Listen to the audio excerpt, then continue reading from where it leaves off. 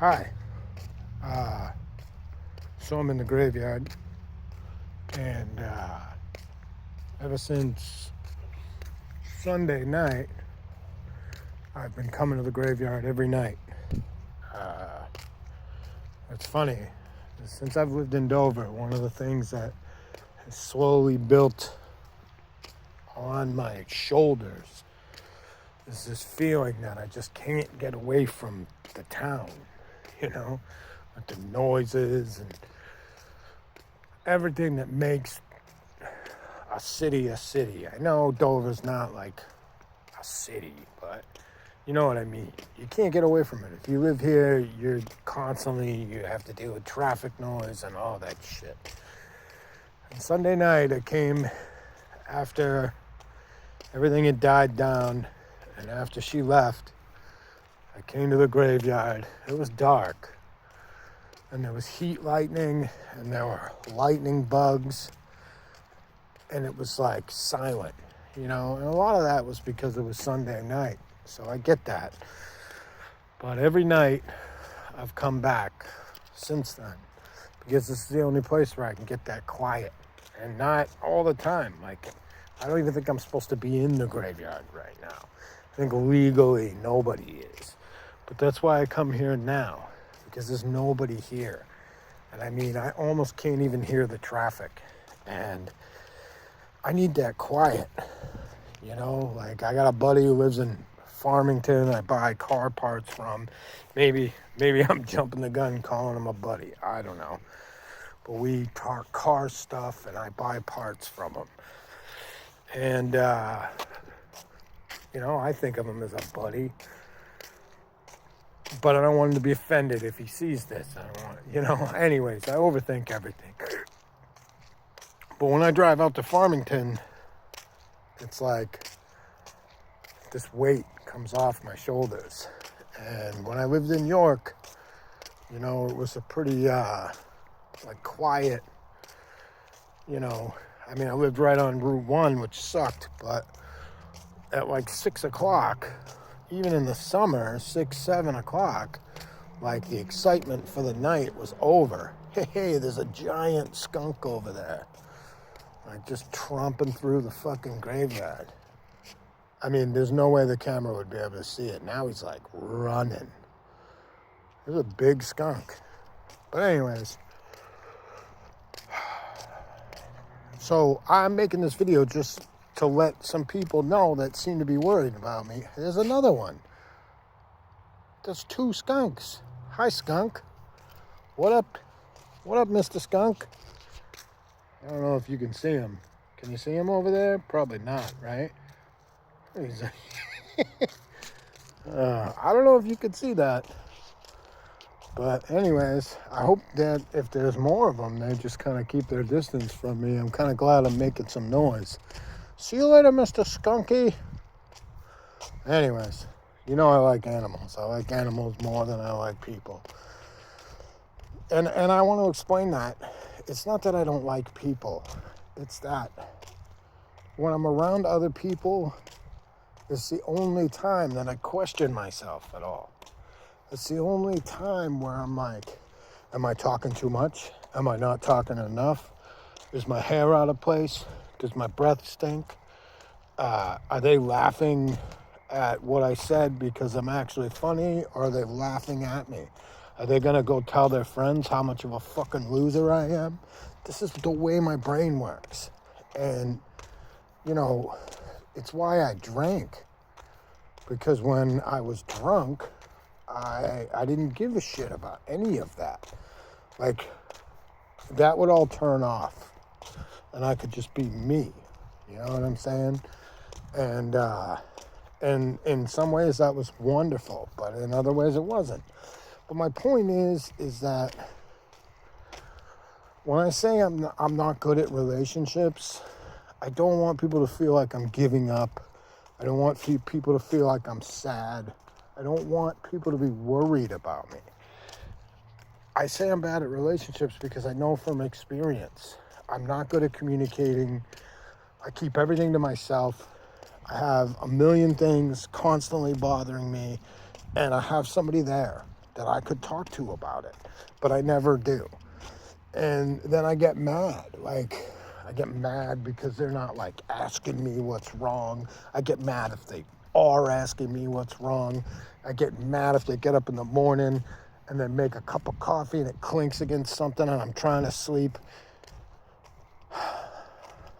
And when there's nobody there and it's just me, I don't have anyone to blame. And I just process things. I get up in the morning, something happens, I drop my fucking water all over the floor or whatever, and it's not a big fucking deal when it's just me. And I get up in the morning and I fucking knock some water on the floor, it's automatically the other person's fault. You know, it doesn't matter whether they had anything to do with it or not. My brain just wants to blame somebody.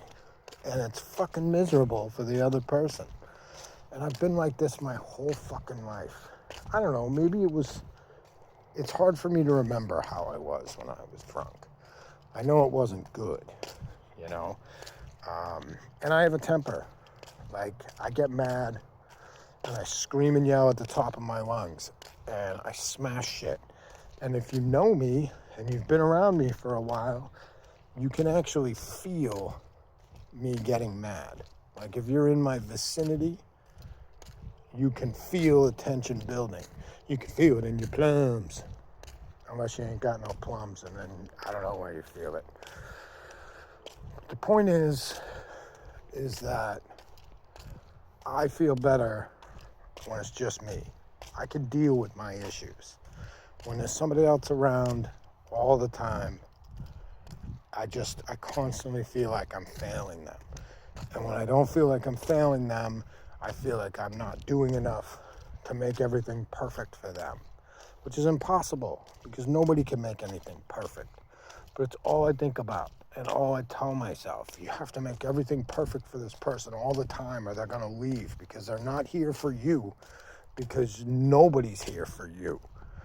Nobody could live with that. So you have to continuously be doing stuff and buying shit and you know, doing cool shit to impress them, or they're gonna leave. And that's the way my brain works. So when I met Abby, I tried to tell her all this stuff. We talked and talked and talked and talked through text, and it was great because, you know, that's the way her generation communicates, and I love texting. I hate talking on the phone, but when I was a teenager, that's what we had, so that's what we did. We talked on the phone for fucking hours. But there's something about text that I am more comfortable and I can say whatever I want. So I told Abby all this stuff. And I bared it all. Maybe I wasn't like straightforward about my temper. Because, you know, my family, my generation, yelling and screaming is pretty common. But one way or another, she doesn't like it. And it scares her. And, you know, it just got to be too much. And, you know, last year, we went through a little breakup. It was my fault. And we decided to give it one more shot, you know? And when we got back together, things were really intense for a while. And I think a lot of that was because I think we both knew that it was the last shot and it wasn't going to work. And so I think, like, just like in the beginning, we like poured everything we had into it. But it didn't last. You know, both of us, we both fell into the same cycles from before. Neither one of us really followed through with the things that we said we were going to do. It doesn't matter. I'm not in a relationship now, so I don't have to worry about my problems and what I need to fix and what doesn't work about me. None of that. I can live with me the way I am. I like me the way I am. I have come an extremely long way from sleeping on a bench to now. I've been sober for a long time, and I like me, and that's that. So, you know, if I post something about how I'm all done with relationships and whatnot, I mean, I've done everything I can in that department. I've had kids, I've gotten married, you know, what more could I ask? I just don't feel like it makes any sense to keep fucking up other people's lives when, you know, somebody else could fuck up their lives and then they'll get the credit for it. And it won't be another notch on my belt of fuck ups. So anyways, don't worry, okay? I'm doing fine and everything's gonna be okay.